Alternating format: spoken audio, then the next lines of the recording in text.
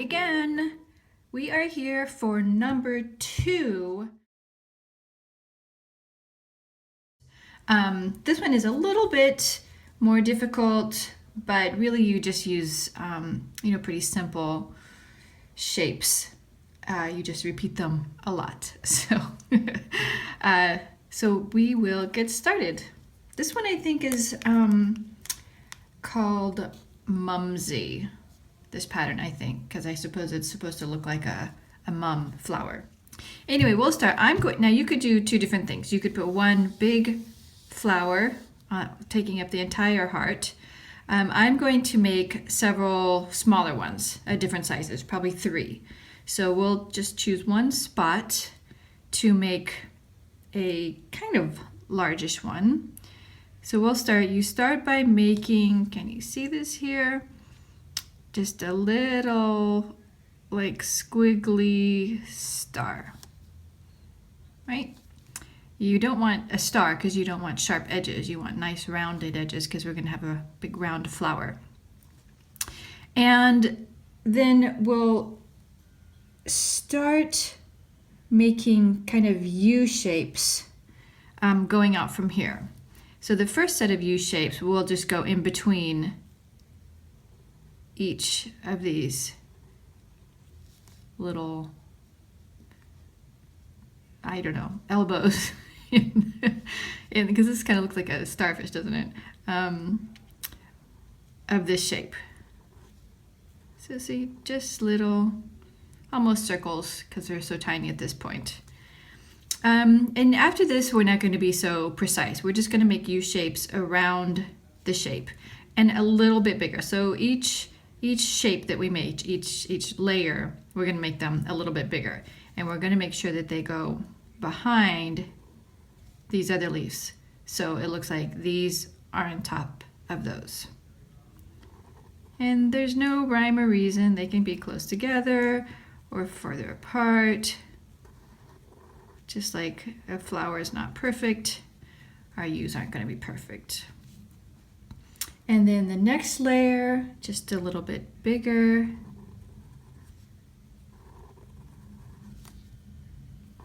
And we'll make our way all the way around.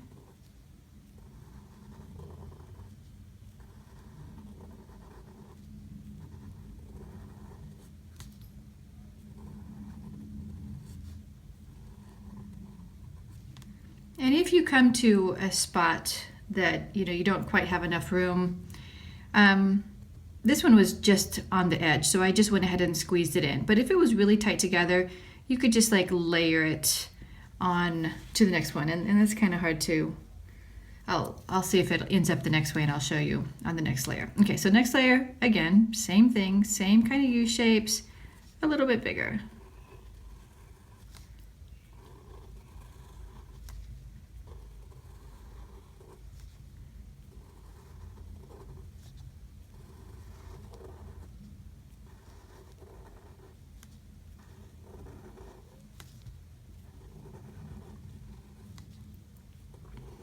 And we're not going to worry. I actually like that the petals are going to sort of break out of the heart. Oh, see, this ended up perfect. So see how there's just not enough room to even squeeze one in there? What I'm going to do, I'm just going to take it. You can layer it from one side to the next, like this. So it still looks like about the same size. It's just layered behind the other 2. And then let's see. I think we'll stop there on this one.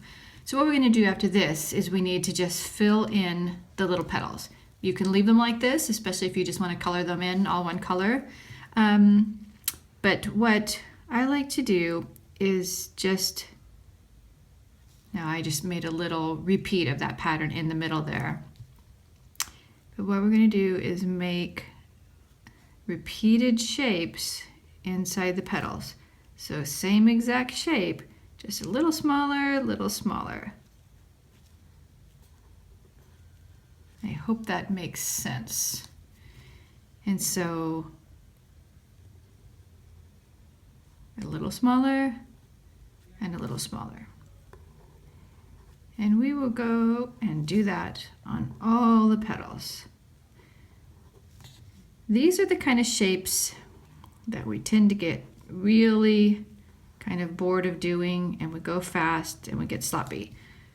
So we're going to take some extra focus here to make sure we don't get sloppy, that we're keeping our lines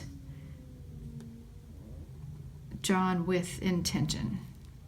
So see the ones that are layered, I just, put them right behind, just as if I was starting here and going all the way around, except it's not because it's covered. And see, this one's not all the way covered, so I'll start down here and go around. So that gives it really that layering effect, like they're really coming from behind. Look, this one has a big gap, so I'll go right down in there. Oh, and again, you see that one I made the inside first. It doesn't really matter which one you make first. I usually go from the outside first so that you know just how much room you have around that petal. But you can do the inside one first, like this. If you did the inside one first and then the outside one, same thing. All right, Mumsy number 1. Now I'm going to, since I want to do 2 more, they're going to be squeezed a little bit. I'm going to put one here that's going to be a bit smaller, and then I'm going to put another one up here. So we'll start with this one, and this one's really going to be not only cut off of the side, but it's going to be going behind this one quite a bit. So we'll make it fairly small. Let's see, let's start it on the side here, and we'll make, there's our little shape. Here's our little petals, our starter petals, our center petals, and then we'll just start making petals out a little bit bigger. Now, because I want this one much smaller, see, I just did another one of those laps. Just lap it over so they're kind of looks like one's going behind the other. No big deal. And anyway, so I'm going to keep all these petals a little bit smaller than I did the first flower, just because this is not. And okay, when we hit the edge there, and obviously we're not going outside, just pretend like it's going outside, right? So if you did this line and you imagine that the line comes out here and it goes back, it's going to end right there, right? And the next one, you're going to come up here and go around, and it's kind of going to be here. And this one, and around, and don't get too carried away with how big it is, and down. There. And let's see, let's make another. And let's see, this one gets a little confusing. We'll just start here, and we'll make that go around here.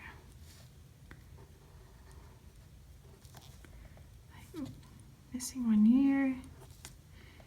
And I'm going to do another layer. Let's see.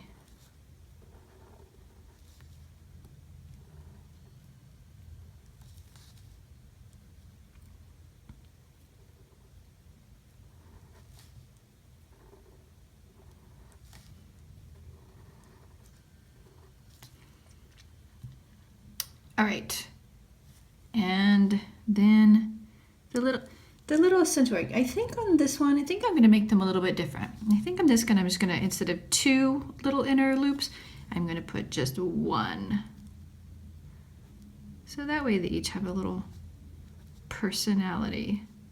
So since I'm doing 1, I'm just going to put it right in the middle of the petal. Wow, that one's confusing. It looks like one big petal.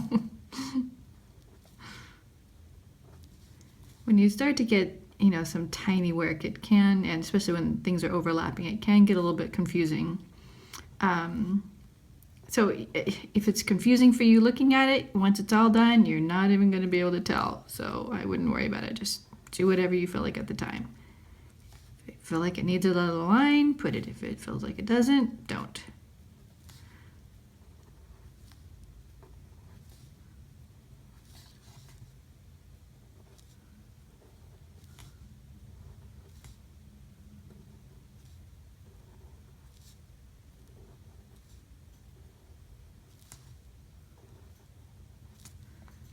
All right, Mumsy number 2.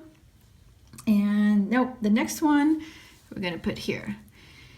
And I'm just gonna go for it and see how it ends out, if I wanted to get really big or stay kind of small.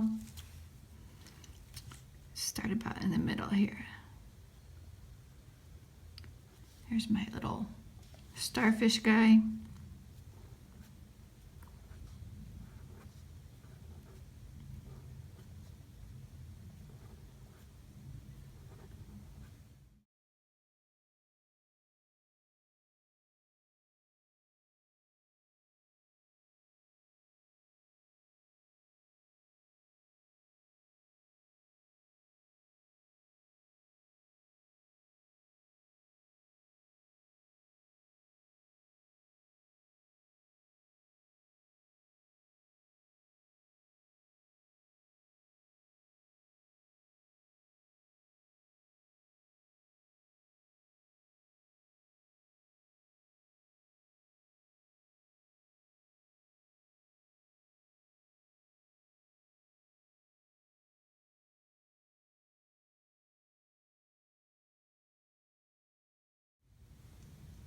I think that's good.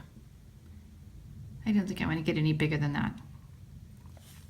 And this one, I'm going to see if I can put something different and actually put 3 little loops in there, which is going to be quite challenging on these tiny petals. Okay, maybe the center ones will start with 2. I don't think I'm getting 3 in there.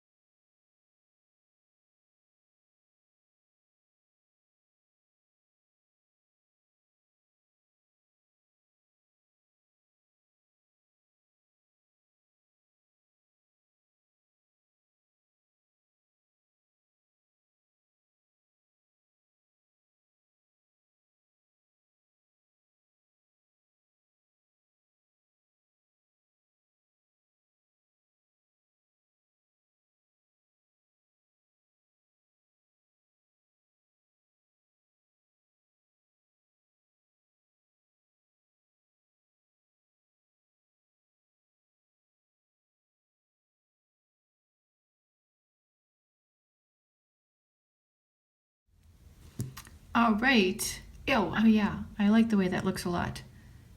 It was a little bit of a pain putting all those marks in the those little petals, but I really like, I think it gives it a lot of dimension in there.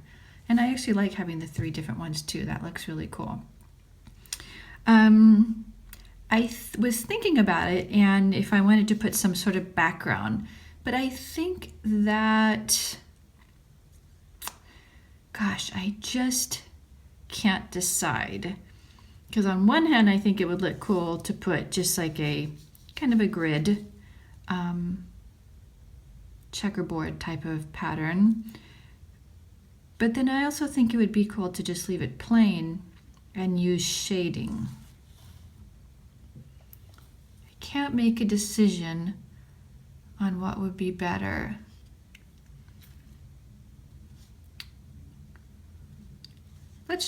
You know what? Let's go for it and try the checkerboard and hope that that comes out good. You know what I'm going to do first though?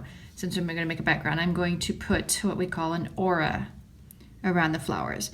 And that's just like a little bit of extra space. And you're not making more petals here. We're just kind of outlining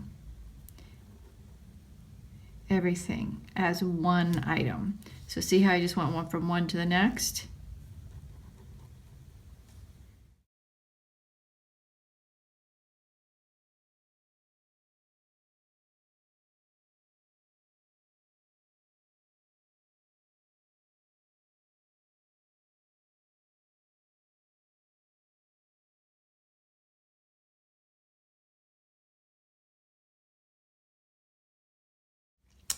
Okay, so let's start the checkerboard, and I'm going to make it fairly decent size, and I think I'll just start it going kind of across fully here. So I'm going to start, I don't know where to start. Okay, so say this is going all the way across, and we'll finish here.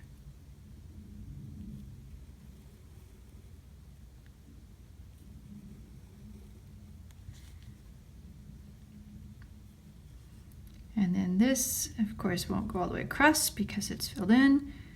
So we'll just have a little checkerboard pattern here. This one is going to break up, and then we get to go across. And let's see, let's put that in there. And then we need to make lines going the opposite direction so we can fill them in. So let's again start somewhere in the middle.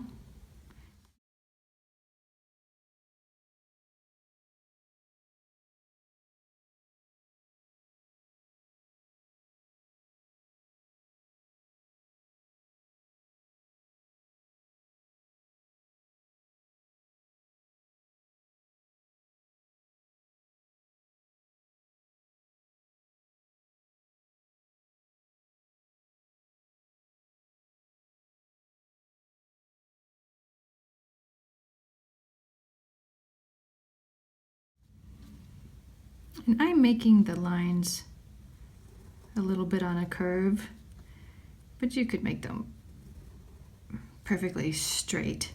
I just kind of like when it has like a little bit of a curve on there. That's kind of looking cool, actually. So let's fill it in. I am going to get my 05 pen, the thicker tip, to fill in so it doesn't take so long. And we're going to pick a spot and just go, skipping every other square. So if we start here,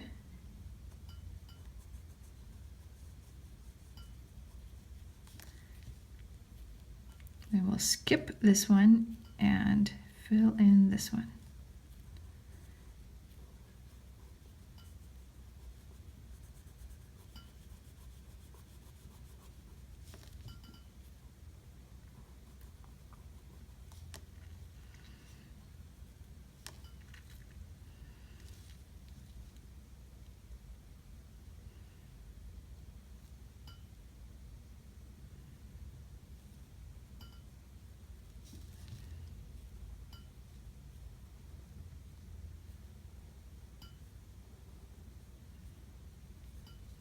I remember when I talked about, if you watched one of my other videos, several of my other videos, I always talk about if you have spaces to fill in, I like to, and I think it makes it easier to just outline, outline, outline, outline. One, usually it'll be neater, and you don't have the kind of possibility of, more easily, shooting outside of your line. And for me, it makes it seem to go faster. I think it's actually because you're outlining, it makes you feel like you have a purpose and you're not just scribbling in.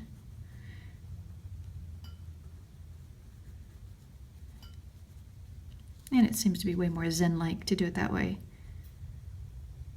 Repeating patterns, right? Who had a Zen garden? In a lot of ways, Zentangle reminds me of the Zen gardens. I think I still have ours in a drawer somewhere. It hasn't been out in a while. But I remember making the concentric lines in the sand around the rocks. Round and around and around. Same idea, right? Of course, I think that's why it was, a little bit more boring How many times could you make different lights around rocks? Unless you are truly a zenful person, it's hard to not get bored. Which is one reason these kind of drawings and doodlings are so popular, because it really is hard to get bored. There is so much that you can do. Whether you stick to, like, official Zentangle, or just sort of do your own mindful doodling, you can make just about any pattern, any shape.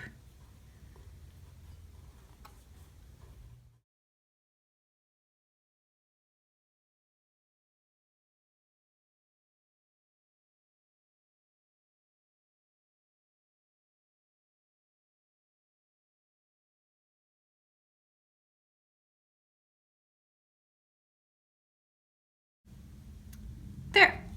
Now, all done. And I actually like a lot how, like, the contrast between the nice flowy flowers and the, oh, look, I forgot a spot.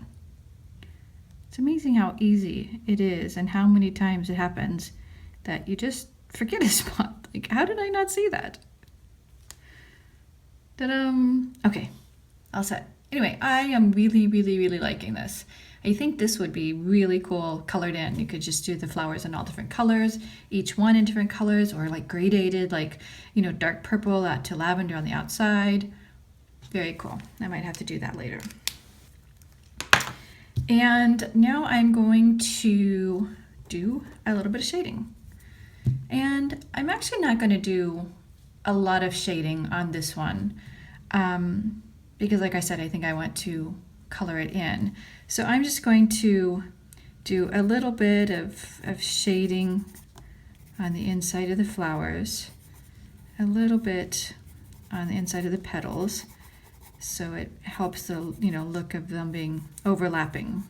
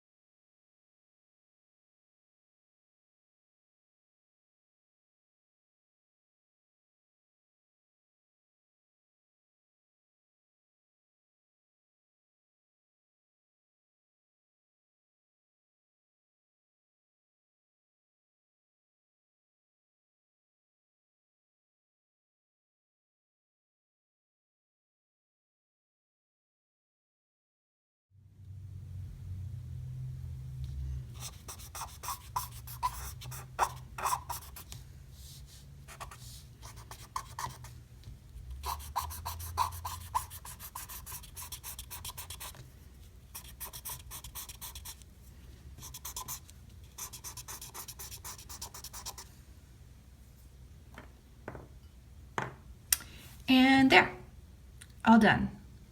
I really, really, really like the way the flowers look with the checkerboard background. I'm glad that I did that and not just left it plain. I think this is much more interesting.